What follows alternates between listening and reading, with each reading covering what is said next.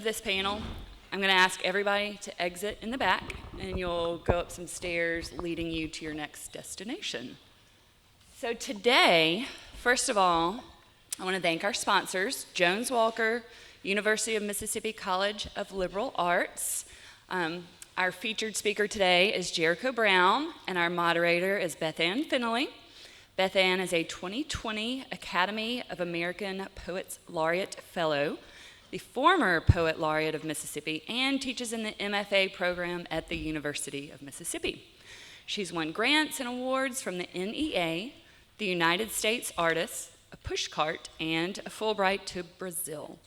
Fennelly has published 3 books of poetry, 3 of prose, and is one of the original members of the Book Fest Board of Directors. So welcome, everyone. Oh, and we will have a Q&A session at about 10 after 10, so there will be time.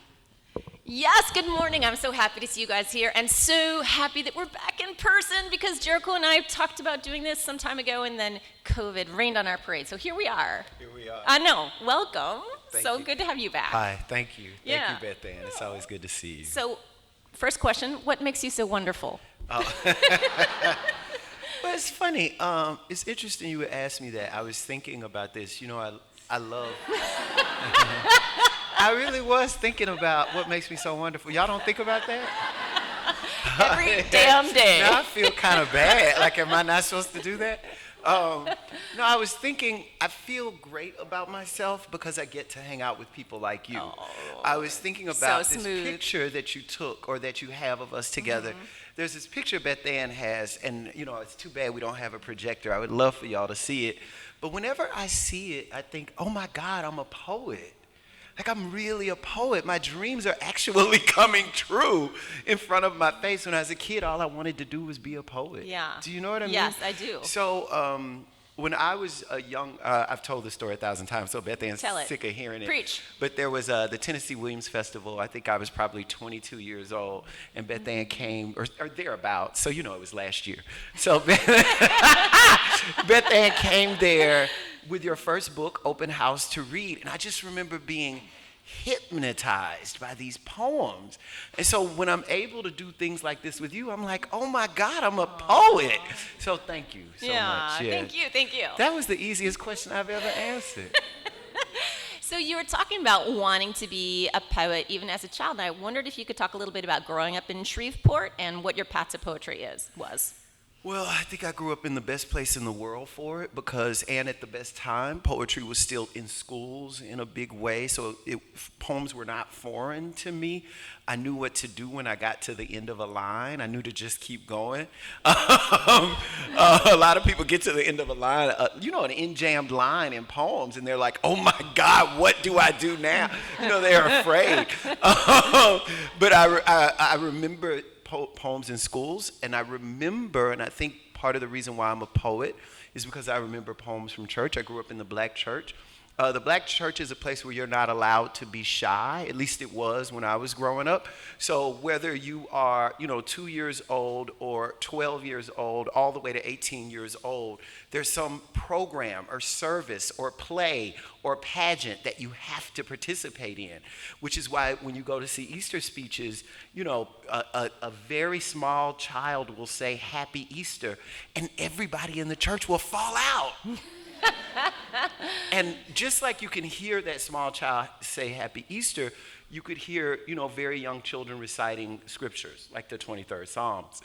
But right after that, you would hear very young children, including myself at the time, reciting poems. And in that way, the secular was always a part of the spiritual when I was growing up. I didn't know that poems weren't a part of what God wanted for me. Do you understand what I mean? So when I was growing up, I could hear in church people reading Maya Angelou's Still I Rise, or Phenomenal Woman, or Nikki Giovanni's Ego Tripping, or Langston Hughes's The Negro Speaks of Rivers, or Mother to Son, or I Too. Mm-hmm. Do you know what I mean? So I think it was automatic. Also, I had a mother who was an improvisational genius. So when my mother couldn't take care of us because she couldn't really afford childcare. She was so smart. She took us to the library. And I used to say that they didn't know it, but I think they did. The librarians were my babysitters when I was growing up. And they figured out, librarians, I know there's a librarian in the room. I love librarians so much. They're angels. We got from one. heaven. Who else is librarian? One. We got God bless three. you. Yeah. It actually makes me emotional to talk about it. They figured out that poems would keep me still, so I would get there, and Laura McKinney, who is the librarian at the Morningside branch of the Shreveport Public Library, would have stacks of books of poetry. She would see me and she'd say, "Oh, I have poems for you." And so she would give me these, and I would sit and I would read these books. And because they were poems, I would read the whole book, not understanding a word of it, but just happy to get through it. Mm-hmm. And I was reading so much inappropriate material. So Laura McKinney knew to give me poems, but she didn't know poems herself. So she would just give me the poems that she had heard of. So when I was a very young person, I was reading Anne Sexton's Wanting to Die. You know, don't give your depressed 10-year-old a poem called Wanting to Die. But it worked out. Yeah. You know, it worked out for me, and it freed me in many ways, and it gave me a dream, you know, to be able to use language in the way that I saw Anne Sexton using language.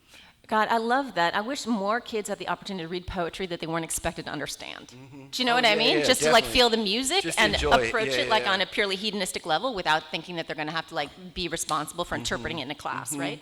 But I also love how we've kind of come full circle because, you know, you came to poetry from growing up in this Black Baptist church, and here we are, you sang in the choir, and here we're back in church today talking about poetry. It's kind of nice, right?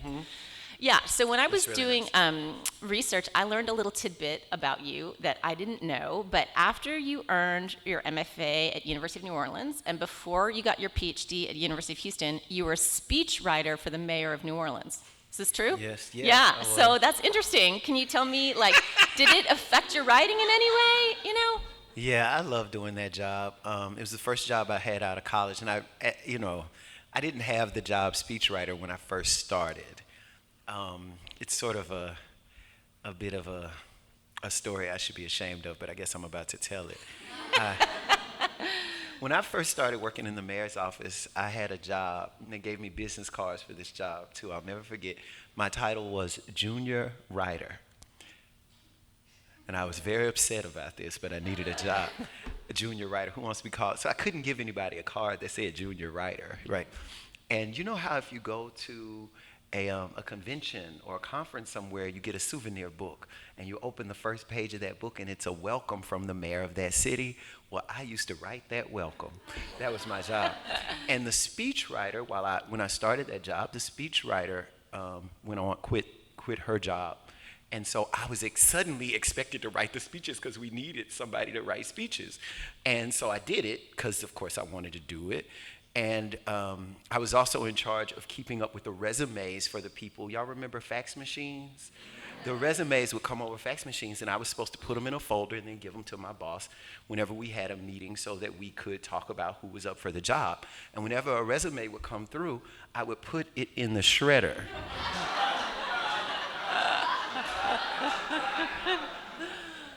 I'll never forget this. And my boss, Denise Stopenal, who was the press secretary for Mark Morial, the mayor of New Orleans, she would say, "Oh, I don't know why no one's applying for this job.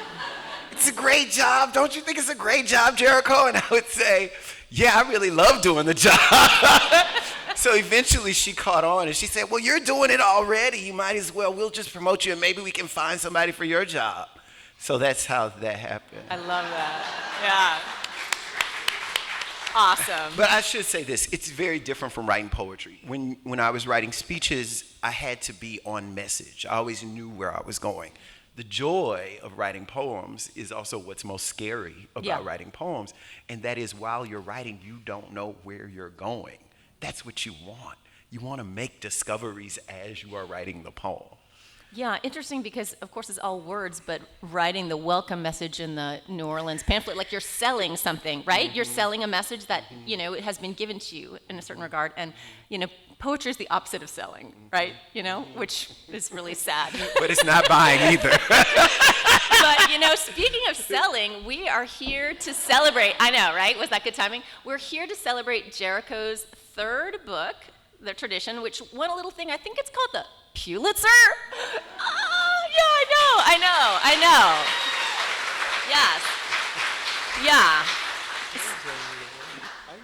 Although his first and second book also won a lot of prizes, including an NEA and a Guggenheim and an Anisfield Ford. So that one. Anisfield Wolf Book Thank Award. you. But I do want to talk about The Tradition, which Jericho will be signing today at 11 in the signing tent, where I'm sure you guys are going to make a beeline. I wondered if maybe you could start by telling us a little bit about grappling with tradition and how you're working through some of those themes in this book. Well, one of the things that has always been important to me is being able to claim all of myself. I know what it's like to feel like a bit of a mutt in the world, and I know what it's like for people to look at me and feel confused by my very existence. I've never felt that I was at war with myself, and I never felt like I needed to divide myself into percentages. I don't feel, 56% black and 17% Southern, and I can't even do math well enough to figure out like how much percentage would be queer. Do you know what I'm saying? Yeah. I don't feel that way, and yet it seems that I'm called to the mat about identity a great deal. I remember telling somebody that I was playing cards somewhere, and they just wouldn't believe that I was playing cards, but I'm pretty good at spades. So, and I also remember telling a friend, I was somewhere and a friend said, Dr. Brown, sort of jokingly, and somebody else said, why do you keep calling him that? And he said, because he's a doctor, he has a PhD. And he said, no, he doesn't. It's just hard to believe, right? So one of the things that's interesting to me is, there are two things that I'm grappling with in the book, I think at least.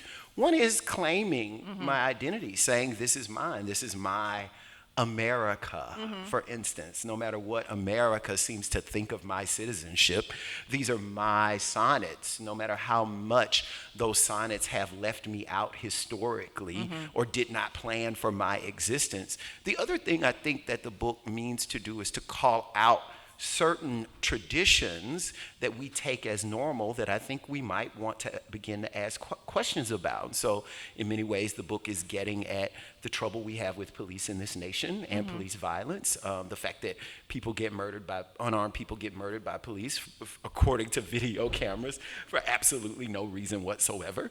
Also looking at things like rape culture, the fact that things are set up in our society such that you should be raped, you know what I mean? So there are many things that, it's hard to talk about this because I know y'all will get mad at me. They say things about people in Mississippi.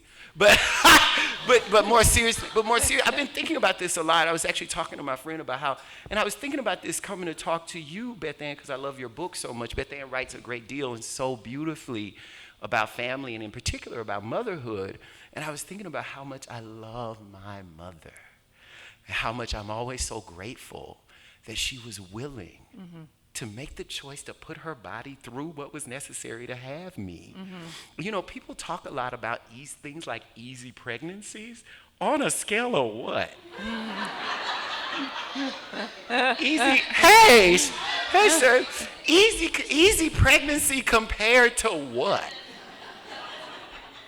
Do you know what I mean? I do know what you mean. And so one of the things that I think this book in many ways is about, though maybe not as directly, is the fact that I can honor that my mother changed her body's relationship to health so I could be here.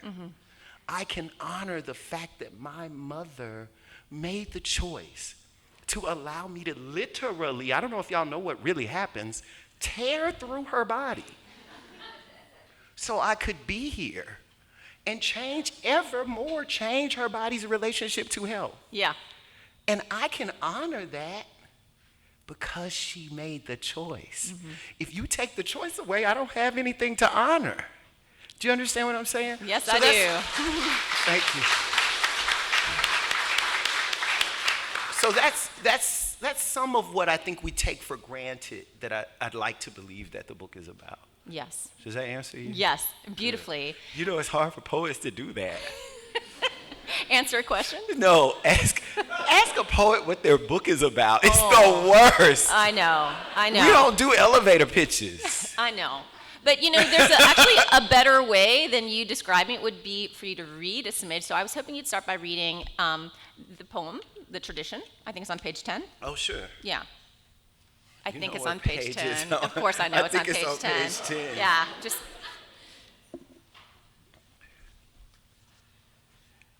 The Tradition. Aster, nasturtium, delphinium. We thought fingers in dirt meant it was our dirt. Learning names in heat, in elements classical philosophers said could change us. Stargazer, foxglove. Summer seemed to bloom against the will of the sun, which news reports claimed flamed hotter on this planet than when our dead fathers wiped sweat from their necks. Cosmos, baby's breath. Men like me and my brothers filmed what we planted for proof we existed before too late. Sped the video to see blossoms brought in seconds, colors you expect in poems where the world ends, everything cut down. John Crawford, Eric Garner, Mike Brown. Oh my God. I'll never forget the first time I read that poem. I'll never forget it. I mean, and you know, Dickinson said, when the top of your head goes off, you know, that's when you know it's working. And that's how it felt to me, because I didn't even know I was reading a sonnet until the very last concluding couplet. So you all heard that, where the world ends, everything cut down. John Crawford, Eric Garner, Mike Brown. So only then, with this concluding couplet, do you realize the whole thing had been a sonnet. So opening then with this idea of these men working a land that they won't inherit, and inheritance becomes a big theme in the book. And you think you're reading about one thing, and only at the end, with those last three words, do you realize that they're the bouquet that opens the book, the flowers that are being in the garden. It closes now with their funeral flowers. You know, it's amazing what you're doing in 14 lines. Thank you so much for that reading, Beth. I could go on and on. Look at my notes. Thank you. Look at my notes. Thank you. I appreciate that. No, really, thank you. Yeah. So in that, he's wrestling also with the sonnet tradition, right? And what's really interesting to me in this book is that Jericho's created a new form. Did you know you're allowed to do that?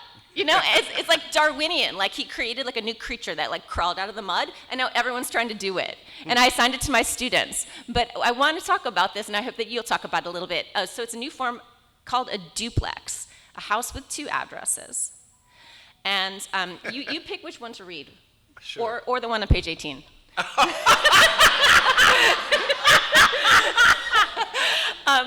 And it has 3 poetic inheritances, because it's 14 lines like the sonnet, and they're sonnet length lines. But in addition, it's written in couplets that end with punctuation, closed couplets, which comes from a different form of Persian, Urdu, ancient form called the ghazal, G-H-A-Z-A-L. Don't you think? Yeah, you like that? Word. Yeah. And then it borrows from the blues tradition with this indented line, so it's like a column response, and the tonal shifts of the blues. So think about, he's created, he called himself a mutt earlier, but imagine creating a poetic form, borrowing from the sonnet tradition, you know, the Western canon, Persian, Urdu, and the African-American blues poem. So would you read one? Yeah, I think I'll read the one on page 18. Whatever you want to do, Jericho, if that's the one you really want. Okay. Duplex. A poem is a gesture toward home. It makes dark demands I call my own. Memory makes demands darker than my own. My last love drove a burgundy car. My first love drove a burgundy car. He was fast and awful, tall as my father. Steadfast and awful, my tall father hit hard as a hailstorm. He'd leave marks. Light rain hits easy, but leaves its own mark, like the sound of a mother weeping again. Like the sound of my mother weeping again, no sound beating ends where it began. None of the beaten end up how we began. A poem is a gesture toward home. Oh, God, right? Unbelievable. I know. Yeah, I know.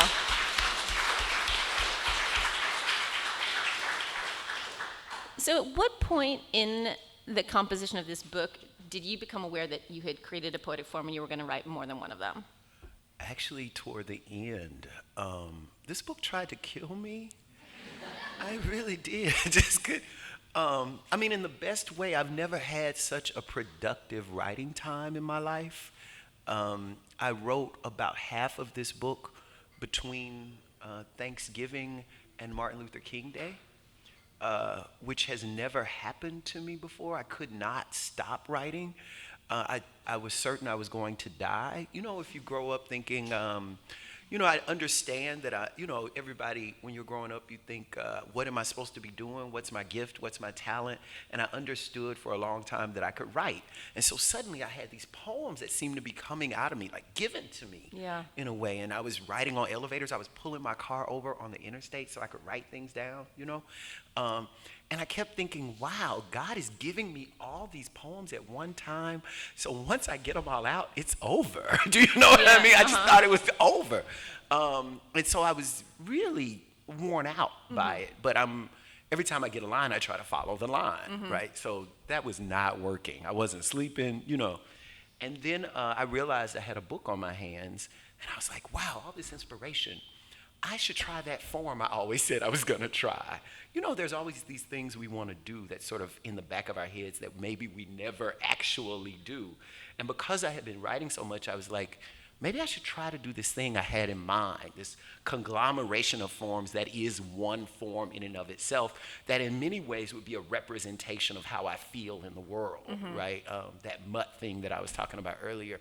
And so that's exactly what it is. And it's, again, another way of me claiming all of those traditions, even the Persian Urdu ones, right, that get passed down to me. So that's how I ended up doing it. Well, I love your experimentation with form in the book and how it's another way of wrestling with tradition and making it new, and claiming it. There are a lot of poems in this book, too, in free verse, and I was hoping you would read bullet points. Sure. And this is one of my favorite poems. When he reads it, you'll see why, and then I want to talk about some of the stylistic techniques that he's working on in that poem. Yeah, I wrote this poem after finding out about I was really confounded by, I found out and I was confounded by the deaths of people like Jesus Huerta in North Carolina, who, after having been patted down, while handcuffed, on the walk from the police cruiser to the building where he was to be booked, this is in North Carolina, he somehow managed to shoot himself in the back corner of his head and supposedly kill himself. Victor White III in Louisiana, where I'm from, who's sitting in the back seat of a police cruiser while handcuffed after having been patted down, shot himself in his upper back. Sandra Bland in Texas, who's in a cell, after a day of fighting for her life, in a cell where there's video footage of her. The camera goes out. There's technical difficulty, and the coroner says that technical difficulty seems to have occurred at just the moment that she hung herself with a trash bag. So we don't see her, other than seeing her in the cell. Suddenly she kills herself, but there's no footage of her killing herself. And this is the poem that seems to have arisen from that. Bullet points. I will not shoot myself in the head, and I will not shoot myself in the back, and I will not hang myself with a trash bag. And if I do, I promise you, I will not do it in a police car while handcuffed or in the jail cell of a town I only know the name of because I have to drive through it to get home. Yes, I may be at risk, but I promise you, I trust the maggots who live beneath the floorboards of my house to do what they must to any carcass, more than I trust an officer of the law of the land to shut my eyes like a man of God might, or to cover me with a sheet so clean my mother could have used it to tuck me in. When I kill me, I will do it the same way most Americans do. I promise you, cigarette smoke, or a piece of meat on which I choke, or so broke I freeze in one of these winters we keep calling worst. I promise if you hear of me dead anywhere near a cop, then that cop killed me. He took me from us and left my body, which is, no matter what we've been taught, greater than the settlement a city can pay a mother to stop crying, and more beautiful than the new bullet fished from the folds of my brain. I know it. Thank you.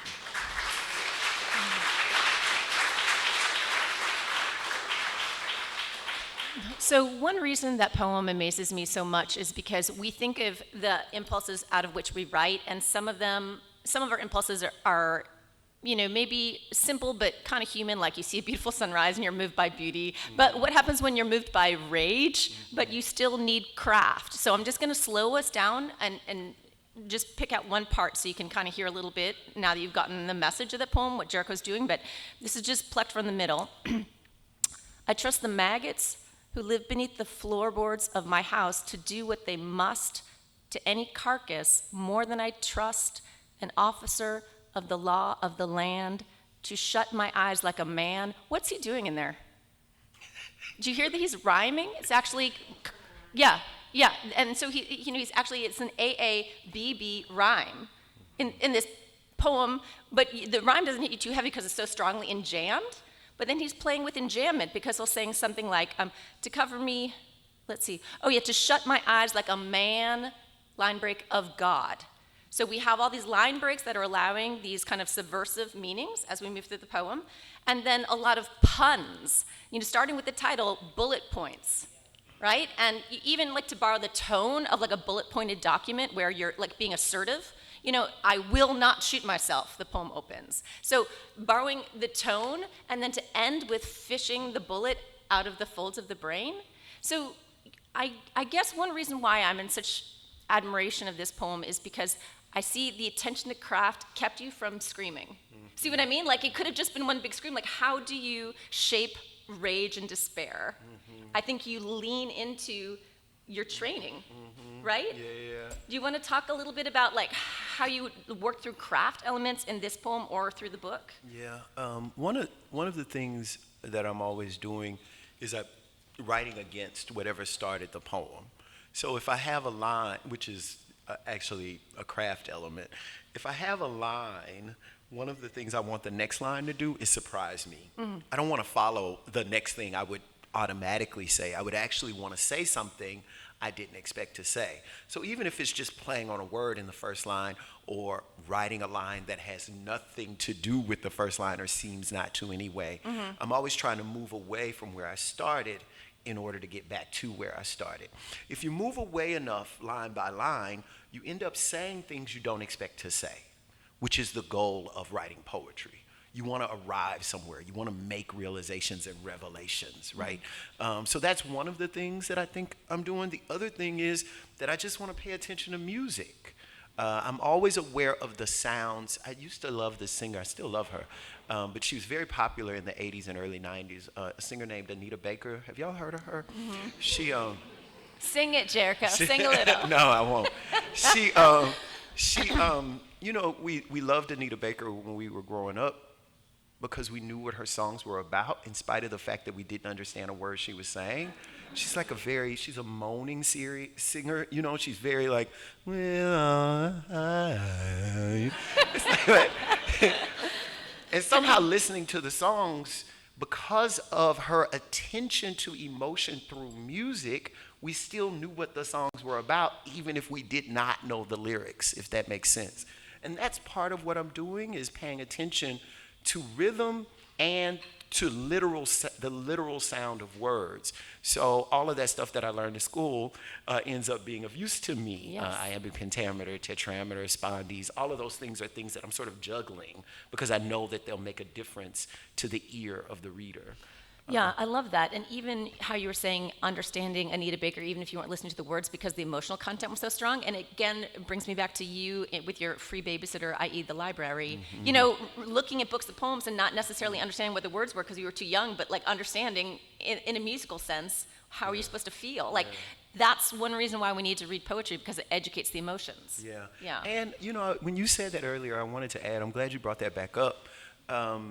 Our relationship to poetry should be our relationship to any art.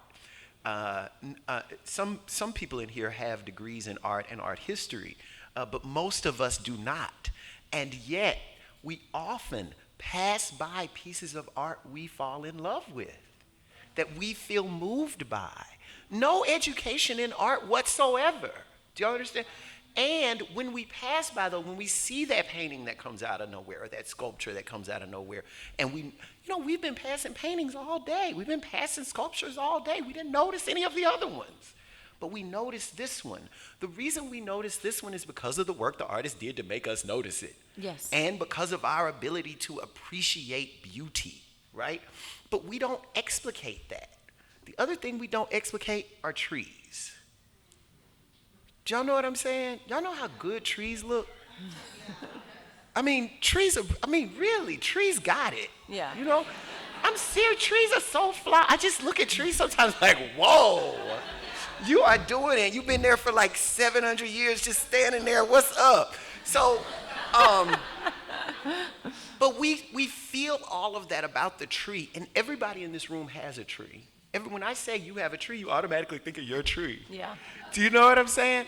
And yet you have never looked at a branch of the tree and said, oh, well, let me explicate. Well, the theory should suggest that in the 19th century, this particular branch, you don't do that to that tree.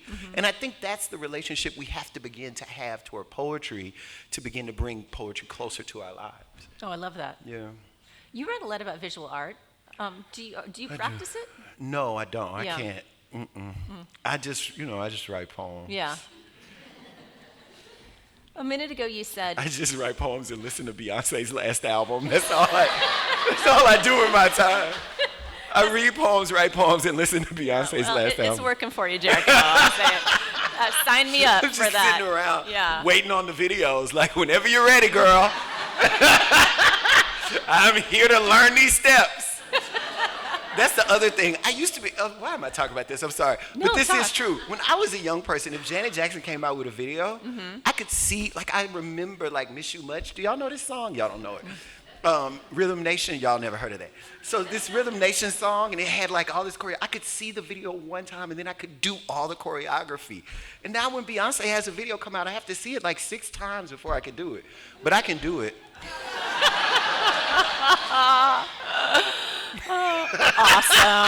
Awesome. Sorry. Now I have a new life goal, and it has to do with you doing it. So a minute ago, you were talking about your goal with the poetic line is to always go someplace different than where you started. And it just made me think, you have stayed in the South. You started here, and you've made some forays, but you teach at Emory. You've made the South, this region, your home. Why have you decided not to leave? And also, thank you. Yeah, I know. Thank you. I love the South. I lived in San Diego, California for almost 5 years. And I was out there because that's where I got a job. And when you want a job teaching, you got to go where they let you go. And the whole time I was there, I was trying to get back to the South. So every time I would see a job opening in the South. And I wanted to be closer to family, but I also wanted to be closer, to be quite honest with you, Beth Ann, I wanted to be closer to the vernacular I grew up with. And it was so important. It is so important to my poems, and I missed it so much. I had no idea. When I grew up in Shreveport, Louisiana. I left there and I went to school and worked for the mayor of New Orleans for almost 10 years. I left there and I went to another graduate program in Houston, Texas. And then I moved to San Diego, which is where I found out that I have an accent. One time someone literally told me, can you speed up? While I was talking, what I mean? So people, and there were words that I would say, people don't say nim in California. Do you know what I mean? It was so strange to me, and I was so strange to them. So I wanted to get back home to language that I could hear and it worked. I was right about it. hearing people, even just downstairs with the volunteers, listening to them talk to each other. I love being in Mississippi because people love to talk. And hearing that language, it sounds like poetry to me. Yes. And I can use what I hear and sort of, I don't know, it's almost like I transfer it into my work. So that's one of the reasons why, and one of the reasons I wanted to be here today. And I'm glad you mentioned the Pulitzer, because it's the strangest thing to have a Pulitzer Prize, because I always wanted one. And when do you get what you want in this world? So but you know, we don't have a lot of Pulitzers from the South. We don't have a lot of Black and queer Pulitzers. We just don't. And so when I did win it, I felt like I was winning it for the South. Yeah. Do you know what I mean? Like I felt like I was winning it for the South, and for a South that people don't think of when we say the South. Yes. Do you know what I'm saying? Yeah. So I really, I'm glad to be here. I'll say it that way.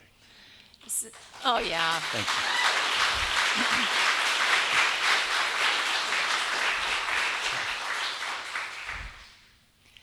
you. So at Emory, I think you've just stepped down right now from your role as director. Not yet. Not I yet? would like to. Yeah. No, so it was just a rumor. You're trying to step down. Well, December is my last month. Yeah. And then I won't be director anymore. You'll just, I loved being director. Yeah, it's by hard the work way. though. Yeah. Oh, I love even the hard work. Yeah. I loved it. I particularly loved hiring people. I love getting money for writers, giving a poet a job. There is no greater feeling. Yeah. And I love negotiating money with deans. I love taking money from institutions.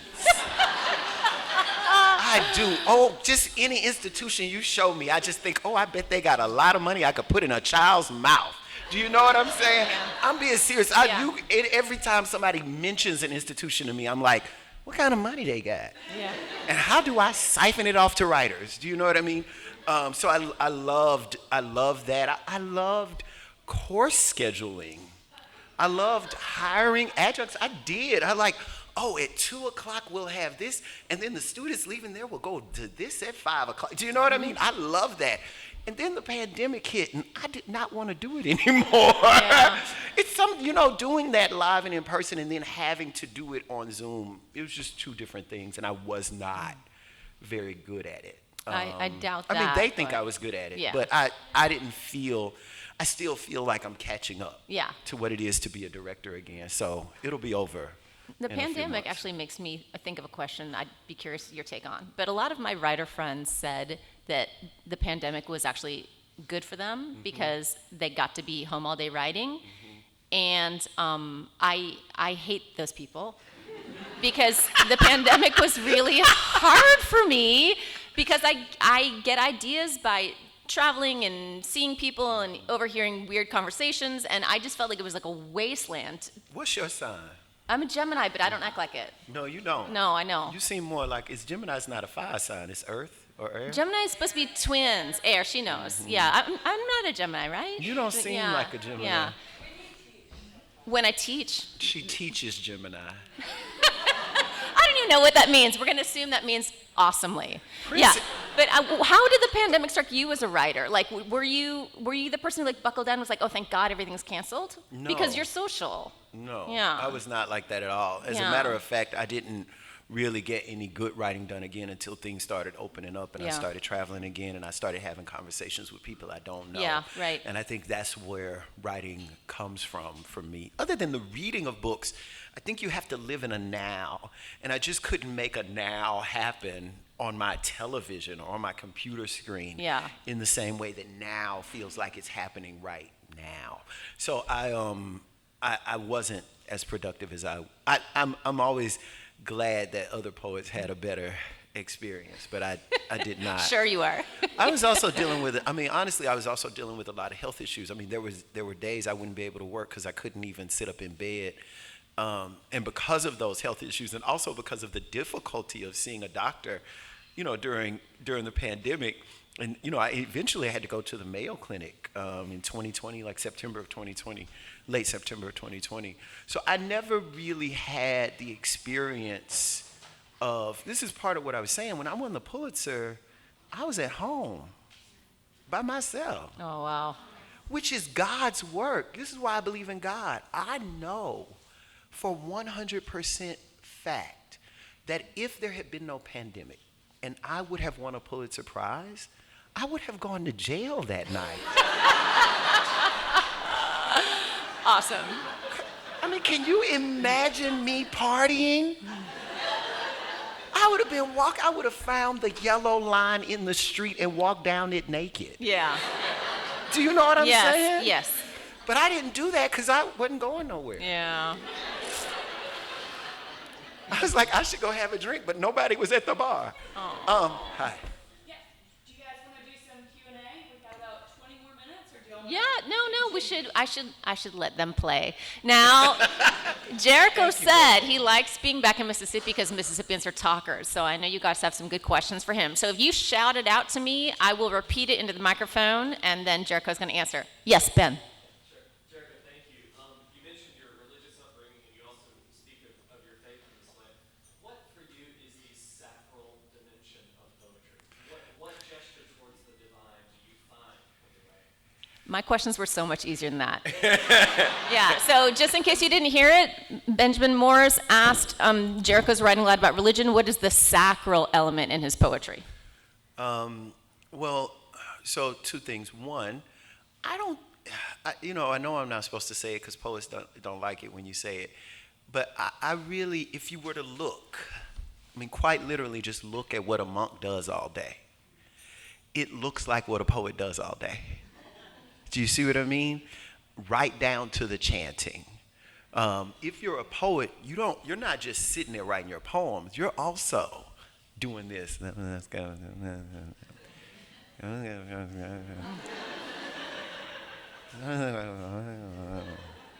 you know what I mean? And you're doing that in a way that it is your full attention, and you can't see anything else or tell what time it is, and yet you can see yourself doing it. That is prayer. That is prayer. Do you know what I'm saying?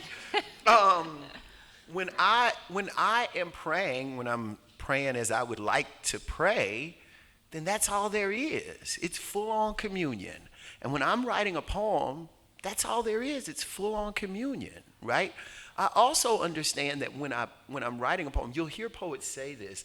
They'll say they got a poem, or I'm getting a poem. Where are you getting it from?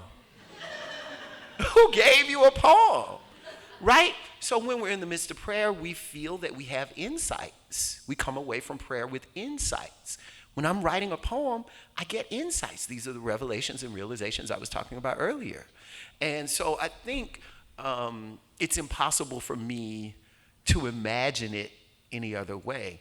Also, what happens with the poem, I think, is a spiritual thing, because when someone has to after I've written the poem, someone else interacts with it in a way that it takes their total attention, that they have to have full-on communion with it, that they end up literally taking a pen and writing on the page. Do you see what I mean? And in those moments, it's just them in the poem. It's just them in their mind. It's just them in their spirit.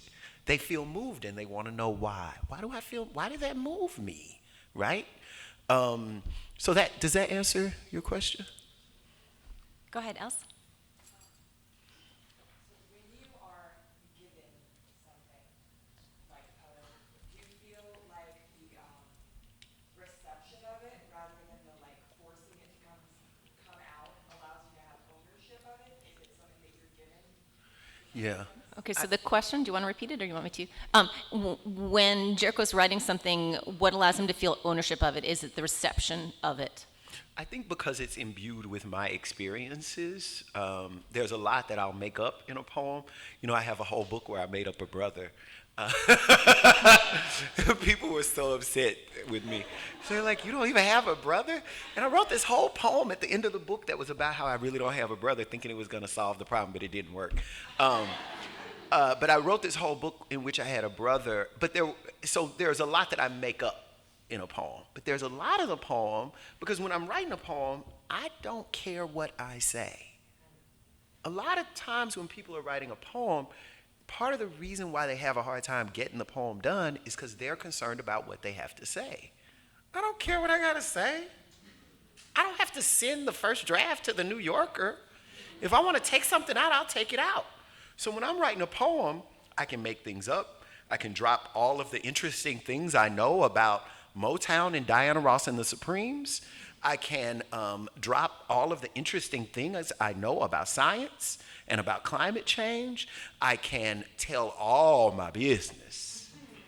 And then those things come together in the poem. Suddenly, Diana Ross has something to do with a tree, has something to do with the time my best friend ran over my foot. Do you understand what I'm saying? And all of that comes from me and my knowledge, the plumbing of my own imagination.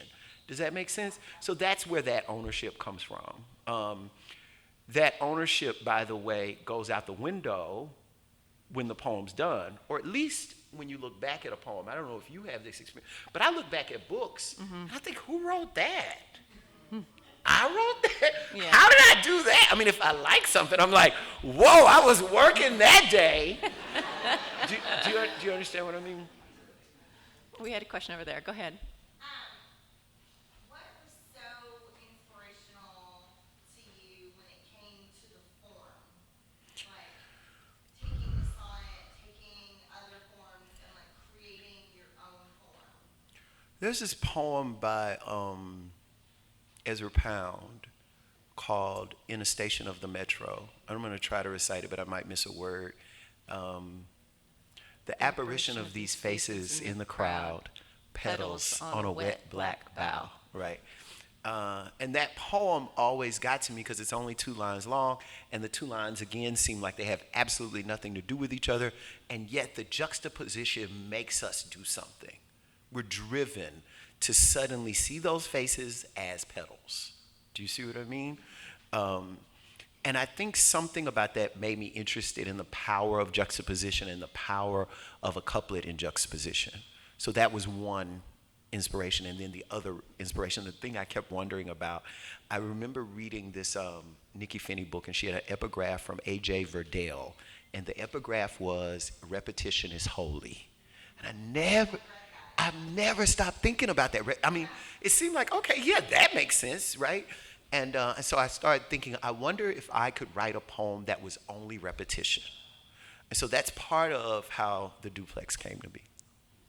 I love that. Go ahead, and then we'll go there. Okay, well, thank you so much for being here, Jericho. And hi, Beth, and I love you too. I love you, Cooley. Thanks. I have to know, what's your favorite Beyonce track? Oh, wow.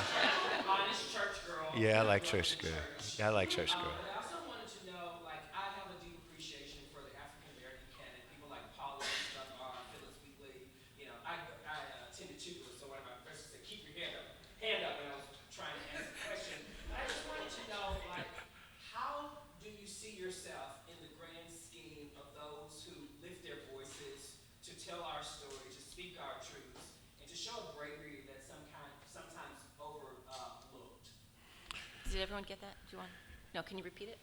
I don't know if I can repeat it. Okay. But Give me the, In a yeah. more simple way, Uh-huh. how do you feel that you fit into that category Yeah. of those great literary minds? So how Yeah. does Jericho feel that he fits into the category of great literary minds coming from this African American tradition we're talking about with Phyllis Wheatley, et cetera? Yeah. Come on, Phyllis Wheatley. You better say, that's the real beginning right there. Phyllis Wheatley, etc. Now that's a poem. That's actually, Phyllis Wheatley, etc. is actually a poem. That was beautiful. Thank you. I like Cuff It. Lately, I'm listening to Cuff It on repeat. And I cannot wait for the opportunity to actually be in a position where I get to party to it. You know what I mean? I'm a little scary, so it's monkeypox. But I just hadn't. But I think it makes me, it just feels good, you know? And it's early in the album. I don't know. It's got cussing. This album, there's a lot of cussing. Did you notice that? It's like, oh, she is nasty in the mouth. Anyway, I just realized I was recommending this song with all this cussing. Now everybody's going to go listen to it like Jericho. Anyway, but I do like that song. I think part of the reason why I wrote the tradition is because I did and did not feel that I was a part of that tradition. I understood that it was mine. I understood that I only existed as a descendant of it. And yet, I didn't understand that everybody else knew that. Do you understand what I mean? That, there's this T-shirt that I have, and the front of the T-shirt says, Rita Dove, Gwendolyn Brooks, Natasha Trethewey, Tracy K. Smith. But the back of the T-shirt says, all manner of blacks. And what I'm really interested in when it comes to my blackness and black poetry in particular is all manner of blacks. And I want a poetry that shows the absolute diversity of black people. So, does that answer your question? Yeah. Yeah. Thank you. I went to Dillard. I went to Tougaloo. Actually, my question dovetails. Understand you attend Dillard. Yeah. I wanted to find out what's your HBCU experience, how it impacted the tremendously talented artist you are today. Yeah. So how did attending Dillard, an HBCU university, affect Jericho Brown's trajectory? It's that's so hard to narrow down because it was everything. I went to a school that was small enough for me to feel like it was family, and for me not to be drowned. So I felt like I was present, and I went to school at a time where, because of the college I went to. I don't know if y'all went to schools like this, but they have a class called assembly. And assembly is when on Tuesday at noon, everybody's gotta be in the chapel. And if you're not there, you don't get your credit for that class. So there's literally a day you're forced to go to church. So but when you get there, it's not necessarily church. There are various, kinds of programs that go on at chapel. But I think there is something about it that really led me to have a reverence for teaching and for learning in a way that I did not have before and that I would not have had if I'd gone to any other school. And I think that's really been important to me as an educator. Nice. Sir? Hi. Hey, Dillard. What's up, Dillard University? What's going on with this blue and white over here? Excuse me, y'all. We doing something over here. How y'all doing? Hey, Shirley. How you doing? Okay, you have a question, sorry. So, as an artist, how did you navigate sharing your personal life with being involved in your art? I think sometimes, at least I imagine, I'm not an artist, but I think about musical artists. Reason I make this album, she released an album, it was cool, I'm making it pop into it. But in that album, she was more vulnerable. She talked about later on how it was kind of tough to kind of tap into that. And I also, released her art. So I was wondering how we navigated that with the art you produce with your poetry. So the question from the young sir in a Dillard shirt was, how does Jericho negotiate vulnerability in his work when he's talking about personal experiences? Right? Is that right? Well, first I just want to say I too like Megan. I don't have her knees, but I like her. And secondly, I wanted to say, I think everything we are good at doing because we try to do it. Vulnerability and intimacy are two things in particular that everything in our culture tells us not to have, tells us not to do, particularly if you're a man. It's like, how dare you have feelings? How dare you share those feelings? How dare you remember anything that led to where you are? Do you understand what I mean? And part of what I wanted from my poems was what I loved in other people's poems.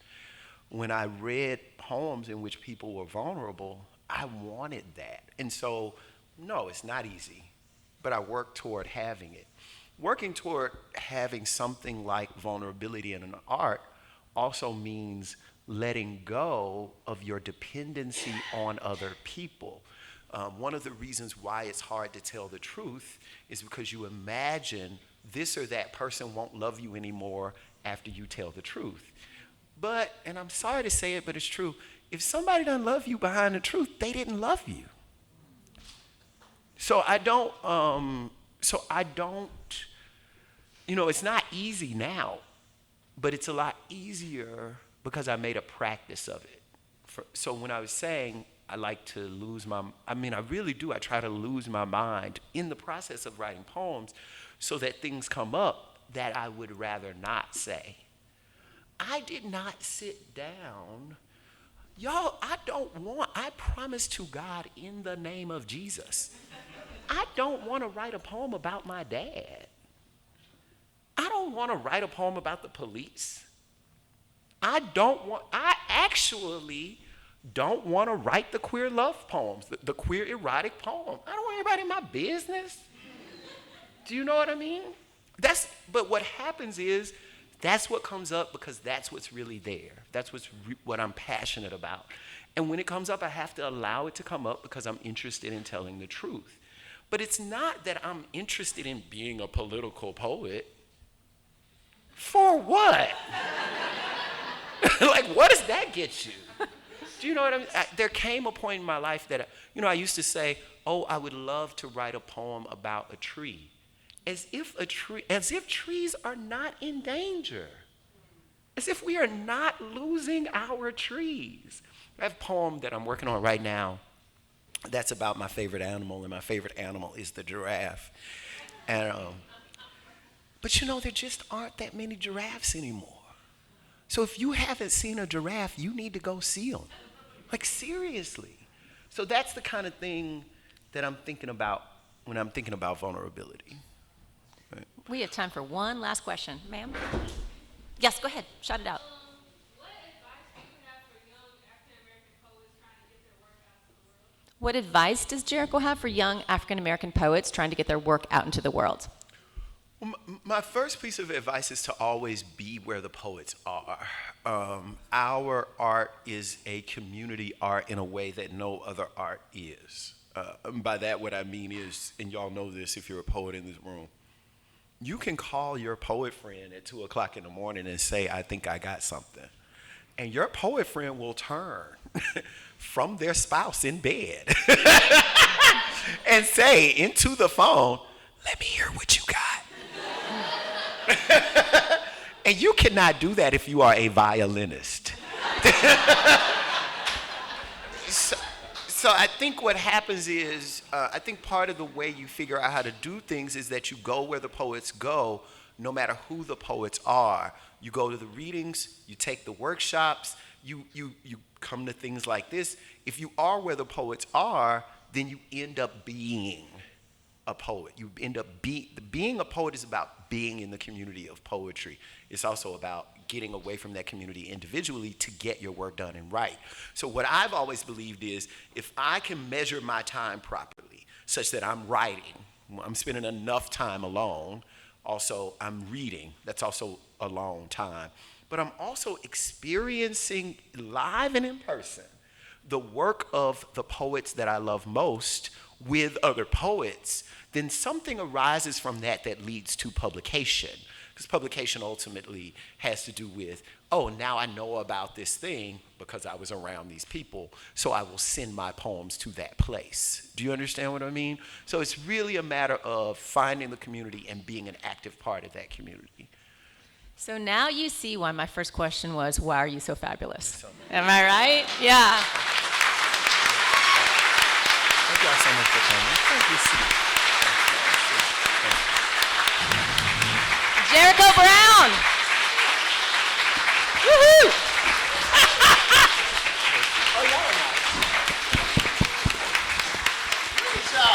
Thank you, everybody.